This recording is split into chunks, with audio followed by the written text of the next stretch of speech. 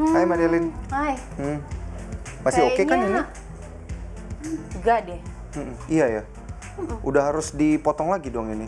Enggak, jangan deh, kurang bagus. Apalagi ntar di layar. Oh iya ya. Jadi ini dong harus di grooming lagi dong ini. Yes, kayak kamu harus ke hairnut. Aku udah buatin appointment. Ntar di sana pas lagi ada Mas Iman nih hari ini. Nah, berarti bisa sambil potong, bisa sambil ngobrol juga ya. Benar ide. Oke, yuk. Oke.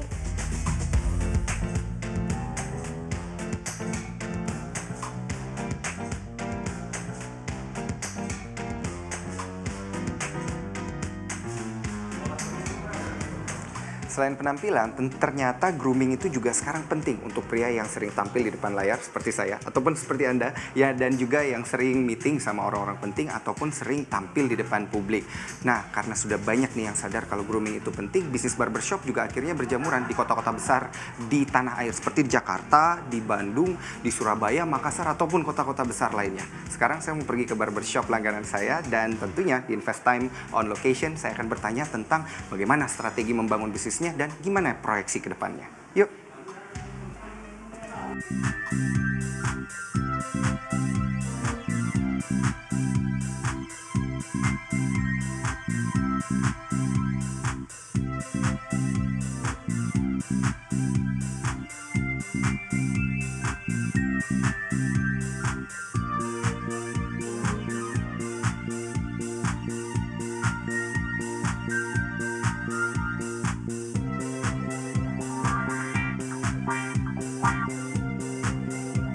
Selamat siang Mas Iman. Halo. Apa kabar? Sehat. Nah, ini tadi ketemu Mbak Delin, kata Mbak Delin rambut gue ini katanya harus dibenerin nih, katanya udah kepanjangan. Gimana nih menurut Mas Iman? Boleh. Mau diapain kira-kira modelnya? Nah, yang cocok nih buat model tahun 2020 ini sebenarnya kayak apa sih? Kalau seandainya pekerjaannya misalkan sebagai reporter gitu ya, jelaskan harus tampil benar-benar menawan gitu di depan kamera. Jadi mungkin kita nggak akan terlalu ekstrim bermain di samping, cuman akan good looking aja di kamera. Good looking aja. Berarti ini dipangkas nih, dihabisin nih kiri kanan nih. Jangan dong. Oh, harus disisain dikit ya. Kita sebut taper lah bagian samping. Taper namanya. Oke, nah tapi sebelum kita ngomongin model-model rambut kayak taper tadi, ini saya penasaran nih Mas Iman, kalau kita ngelihat nih kan barbershopnya Mas Iman ini udah sukses banget nih, ceritanya dari mana sih awalnya? Ceritanya awalnya dari rumah, Mas. Jadi saya buka di rumah 2015 sampai 2017 gitu kan ya. Kita udah punya customer base by appointment. Customer base by appointment. Seperti apa itu kira-kira Mas? Jadi dulu saya juga sembari masih kantor saya. Oh, oke. Oh, sambilan awalnya. Sambilan. Oke. Kerja sebagai pegawai bank, pulang jam 6 jam 7 malam. Sama dong ya, pegawai kantor dulu ya. Kita pegawai. Pulang jam 6 jam 7 malam, habis itu kemudian kita ada kedatangan customer. Akhirnya saya tuh ribet dulu dengan WA satu persatu kan. Sampai akhirnya saya bikin web base yang dengan tujuannya nanti sistemnya semua by appointment. Oh gitu, jadi bikin janji, terus nanti Mas Imannya datang buat motongin rambutnya. Mulainya dari sana dulu ya? Dari sana, ternyata 2 tahun berjalan, akhirnya itu juga sangat-sangat cukup efektif, akhirnya sampai saya akhirnya buka tempat ini. Nah itu mulainya dari berapa customer dulu nih, supaya sustain kan soalnya kerja sambilan tuh ya Mas ya? Iya. Maksudnya kalau misalnya di awal ini tadi kita juga mulai dengan start 5 tukang cukur di awal. Oh 5 tukang cukur di awal? Cukur di awal. Tapi dulu juga waktu di awal-awal kita sehari cuma dapat 15 customer. Oh gitu. Cuma dapat 10 gitu. Jadi emang nggak ada bisnis yang langsung tiba-tiba muncul booming gitu ya. Bisa. Nah kalau dari Mas Iman sendiri ini customer awalnya itu ada berapa? Di awal waktu di awal memulai? Iya. Kalau saya database saya pribadi sih saya punya 150 customer itu yang bekas di rumah. Oke, 150 itu handling dalam 1 tahun gitu ya? Enggak, dalam per bulan ya maksudnya kan kita per bulan 150 orang? repeat customer. Iya. Gini loh. Habis itu juga kemudian setelah itu ya baru customer base-nya bertambah ya. Kira-kira seperti itu. Wah, 150 orang nanganin di awal kewalahan nggak sih Mas sebenarnya? Ya kalau seandainya pekerjaannya kita double job, as a banker juga sebagai tukang cukur. Nah itu dia gimana tuh? Ya itu ribet. Ribet banget ya. Jadi after hour baru mulai untuk layani customer buat potong rambutnya gitu ya. Nah ini kan menarik nih, dari customer base dulu sampai kemudian bangun tempat, pasti kan ada kepercayaan nih dari customer buat Mas Iman sendiri. Nah trustnya ini, cara bangunnya ini seperti apa? Saya sih juga lebih ke arah daripada kikuk gitu di dalam satu ruangan, dulu kan di rumah kan. Saya harus membangun conversation dan lain-lain ya. Intinya di situ saya belajar bidang jasa itu kita nggak banyak basa-basi ya. Maksudnya nggak nanya kayak tinggal di mana, habis itu kemudian namanya siapa segala macam gitu. Saya itu pada saat itu adalah engagement antara customer dan tukang cukur yang benar-benar saya tekankan. Sampai akhirnya tanpa sengaja kita temenan gitu, maksudnya temenan bener-bener karena masih seumuran mungkin ya, usia-usia di antara produktif pada saat itu, sampai akhirnya terjadi mouth to mouth lah. Nah ini sebelum word of mouth dan marketing lainnya berlanjut, double jobnya ini berapa lama nih Mas Iman? Saya baru resign kira-kira 2 minggu lalu lah Mas. 2 minggu lalu? Iya, 2 minggu lalu ini di iya, tahun 2020 Di tahun 2020 gitu loh. Karena dalam artian tadi saya bilang ada plus minusnya juga kenapa saya nggak resign gitu ya. Iya. Cuman di sisi lain kayak tadi saya bilang tujuannya resign akhirnya karena sustainability bisnisnya dan kita juga growing lebih tinggi, waktu yang dibutuhkan juga lebih banyak. Jadi harus lebih fokus ke sini sekarang ya. Nah Herners ini sendiri dibangunnya tahun berapa Mas? 2017. 2017, berarti double jobnya ini udah sekitar 2,5 tahunan ya, sampai akhirnya full untuk di sini sendiri. Nah memulai untuk tempat ini awalnya dari mana sih? Maksudnya kan awalnya Mas Iman merintis sendiri, belum punya tempat. Nah sampai punya tempat itu gimana ceritanya Mas? Sebetulnya kalau seandainya saya punya tempat, sama ya pada bisnis umumnya ya. Bisnis jasa mesti kebanyakan mereka juga sewa kan. Sewa tempat dan lain-lainnya ya. Nah cuman tadi saya bilang termasuk fixed cost yang paling berat itulah rent expense. Nah jadi pengeluaran yang di sewa tempat tadi. Iya, karena udah pasti keluar kan pasti. tiap bulan. Nah itu yang harus kita muter otak. Ya gimana cara membuat diferensiasi antara Herners Studio dengan tempat yang lainnya mungkin yang jauh lebih dulu. Nah menarik karena kan bisnis barbershop ini udah berjamur ya di mana-mana, Jakarta, Bandung, Surabaya, di daerah-daerah lain juga kayak gitu. Diferensiasinya seperti apa Mas? Diferensiasinya saya lebih ke arah digital marketing. Jadi menempatkan diri bahwasannya customer itu awam Mas. Gitu loh. Mereka nggak tahu perbedaannya mana rambut bagus, mana rambut jelek dan lain-lain. Saya nggak tahu apa betul. bedanya. Nah makanya saya bilang tadi pendekatannya akhirnya kalau dulu kita lagunya bangun tidur ke terus mandi, sekarang bangun tidur ke terus buka HP kan. Baik. Nah gimana cara penetrasi itu ada di HP-nya mereka. Jadi gitu. begitu buka HP adalah ya konten-konten Herners masuk di sana. Nah ini menarik untuk kita bahas terkait dengan digital activation-nya sendiri. Ini yang membuat konten dan lain sebagainya ini Mas Iman sendiri atau ada tim? Saya pribadi awalnya tuh sekitar 1,5 tahun sendiri ya. Sendirian? Benar-benar literally sendiri, saya yang masih upload daily. Udah kerja kantoran, bikin konten sendirian, potong rambut juga sendiri. Oke, itu ngaturnya gimana sebenarnya? Iya, capek. Cuman dalam artian kalau seandainya memang hasilnya ada gitu kan ya, visible ya, terus kita jalanin sampai akhirnya sekarang kita punya tim gitu loh. Oke, jadi awalnya tadi Mas Iman sendiri bilang mulai dari 5 barber dulu, kemudian sekarang totalnya ada berapa? Ada di Jakarta ya, ada 13-14. Oke, ini tersebar di seluruh Jakarta atau hanya di sini? Hanya di satu tempat. Oke, 13-14 barber. Nah, itu susah nggak sih sebenarnya nyari barbernya sendiri? Ini kan untuk setup nih. Iya. Karena maksudnya juga di Indonesia kan seperti yang kita tahu kan sejarahnya kayak banyak orang Garut segala macam gitu ya, yang menjamur gitu kan. Nah, ini stigma dan kalau pemikiran customer. Kalau saya lebih memilih untuk mendevelop orang gitu loh. Sampai akhirnya gimana caranya saya berpikir Harrods itu menjadi BUMN-nya untuk para tukang cukur gitu. Jadi mereka si tukang cukur tuh ketika kita posting job posting, benar-benar mereka langsung pengen mendaftar gitu. Nah jadi sekarang kita untuk dapetin tenaga nggak terlalu susah. Baik, berarti yang latih juga di sana ada andil dari Mas Iman dong, supaya tergambar gitu. Herners itu kira-kira modelnya seperti apa sih, signaturenya seperti apa. Nah itu melatihnya seperti apa tuh Mas? Tadi saya bilang gitu, pertama adalah mindset terkait masalah QC dan lain-lain kan. Potong rambut itu tadi saya bilang bisnis jasa nggak sekedar hanya motong selesai, tapi jasa kita berikan service dan lain-lain. Ada pelatihannya juga berarti?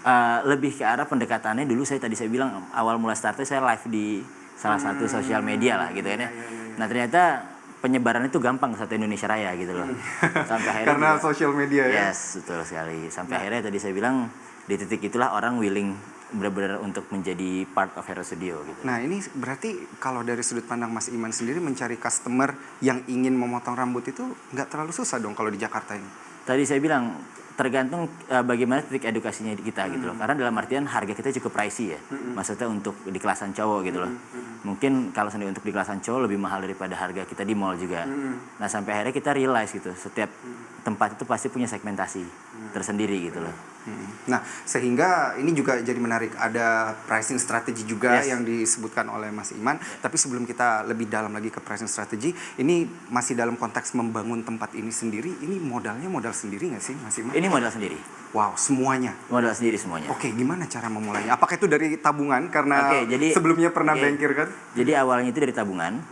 Nah tapi tahun pertama itu nggak terlalu berjalan dengan smooth ya.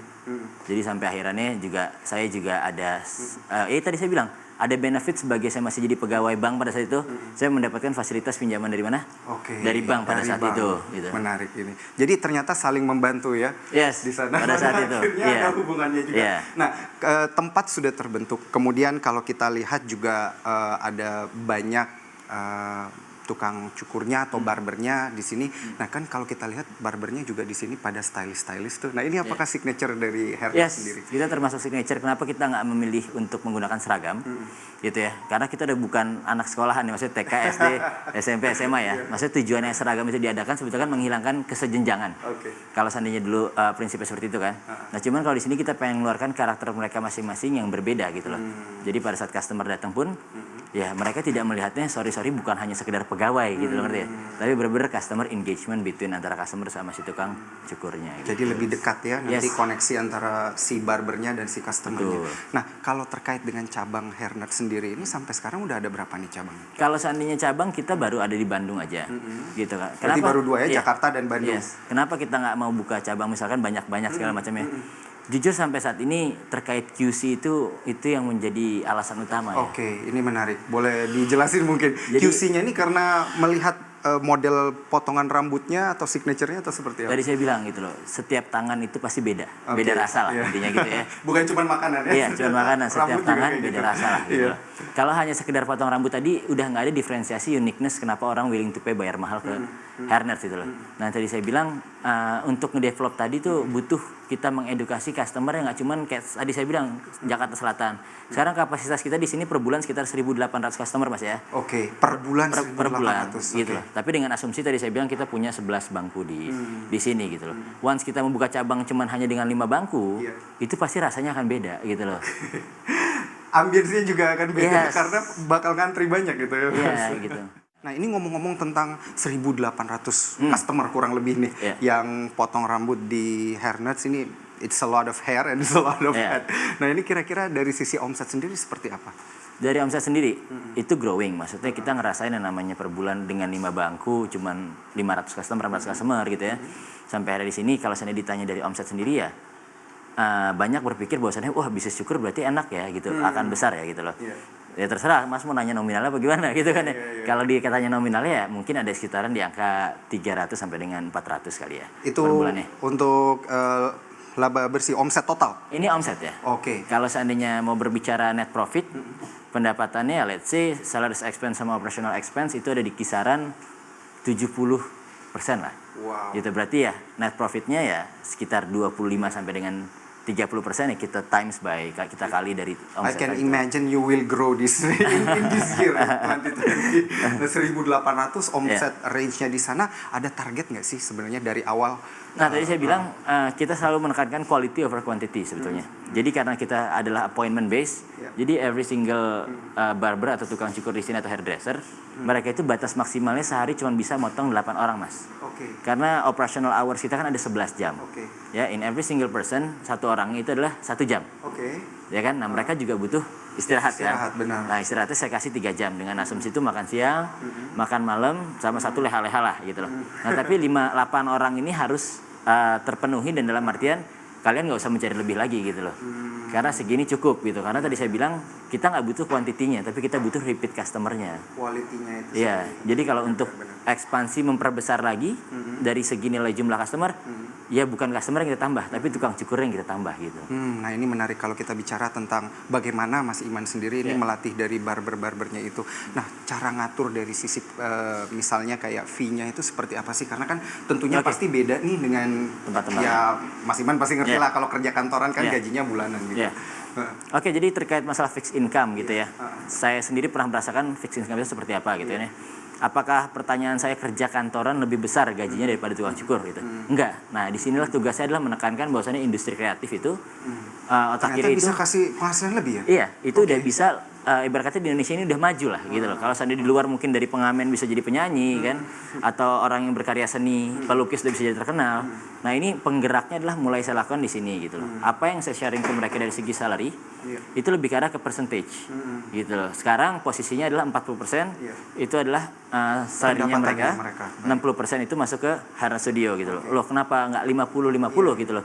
Ya ini tadi saya bilang Indonesia ya tadi saya bilang harus pelan-pelan perubahannya ada gitu loh. Karena pertama ongkos paling besar adalah di rent expense sama operational expense. Nah itu yang mungkin kita cover dari sisi 60% tadi kira-kira gitu. Nah,